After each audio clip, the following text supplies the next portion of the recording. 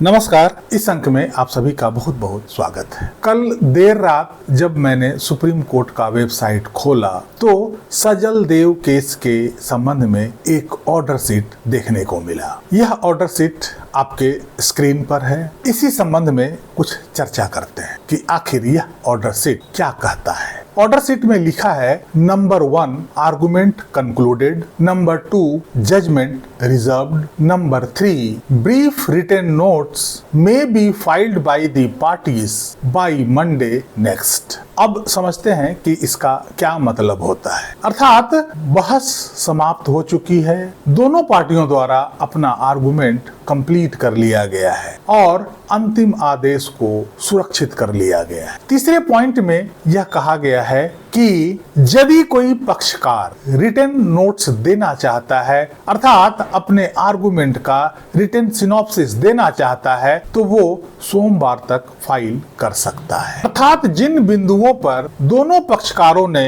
Court में बहस किया, कोर्ट में अपने पक्ष को रखा, उन बिंदुओं को रिटन में संक्षिप्त रूप में फाइल किया जा सकता है। और यदि कोई बिंदु बहस के दौरान रह गया हो तो आप उसे भी उस रिटन सिनॉप्सिस में डाल सकते हैं। हालांकि शिक्षक की ओर से अपने पक्ष को चाहे जितना मजबूती से रखा जाए, जब जज ही प्रिजुडिस्ड है तो वो किसी भी तर्क को, किसी भी आर्गुमेंट को अपने ही नजरिया से देखता है और उस तर्क पर स्वतंत्र रूप से विचार नहीं करता है। इसलिए इस केस में शिक्षक की ओर से चाहे जितना भी जान लगा दिया जाए, निर्णय में कोई खास परिवर्तन होने वाला नहीं है। एक बार जब न्यायाधीश के दिमाग में यह पूरी तरह से बैठ गया है कि अच्छी गुणवत्तापूर्ण शिक्षा के लिए, बच्चों के हितों के लिए सभी शिक्षकों को टेट पास करना अनिवार्य है,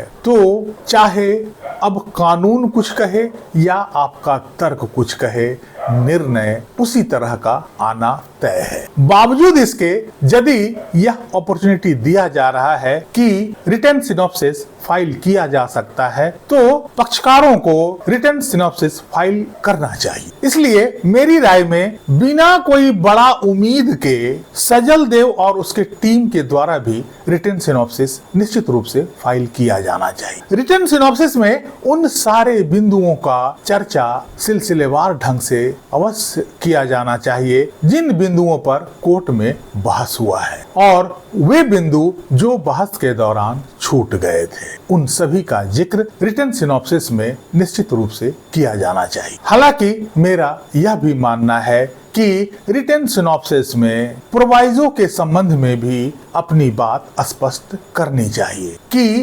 प्रोवाइजो और सेक्शन में लिखे गए बातों का क्या अर्थ होता है और उसे किस संदर्भ में समझना चाहिए। रिटेन सिनॉप्सिस डालने से कम इतना संतोष अवश्य मिलता है कि हमने अपने तरफ से 100% बात कोर्ट को समझा दिया है, कोर्ट के सामने रख दिया है। अब केस का निर्णय कोर्ट पर निर्भर करता है। इसलिए जो भी अपॉर्चुनिटी किसी भी पक्षकार को मिलता है तो उस अपॉर्चुनिटी का पूरा लाभ उठाना चाहिए। हम यह सोचकर छोड़ नहीं सकते हैं कि निर्णय तो पहले से तय है, इसलिए रिटन सिनॉप्सिस का क्या लाभ। मैं अपने अनुभव के आधार पर कह सकता हूं कि कभी कभी छोटा प्रयास भी बड़ा काम आता है। रिटन सिनॉप्सिस को सोमवार तक दाखिल करने का समय दिया गया है। इसका सीधा अर्थ है कि सोमवार तक अर्थात 24 तारीख तक इस केस का फाइनल निर्णय नहीं आना है। उसके बाद 26, 27, 28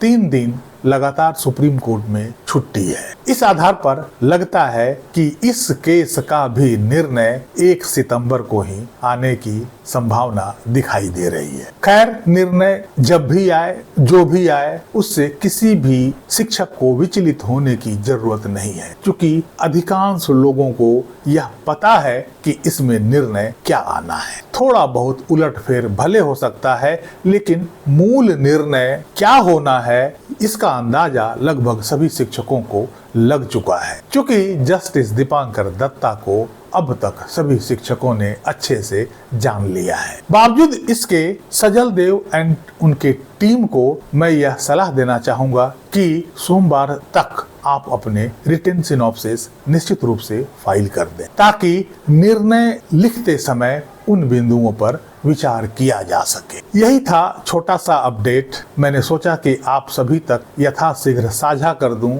नहीं तो कल से फिर से phone call, WhatsApp, DM, comment में बहुत सारे मैसेज आने लगेंगे। इस अंक में यहीं तक। कैसी लगी जानकारी कमेंट करके जरूर बताइएगा। वीडियो को लाइक कीजिएगा, चैनल को सब्सक्राइब कीजिएगा। मिलते हैं अगले अंक में, तब तक के लिए जय हिंद, वंदे मातरम।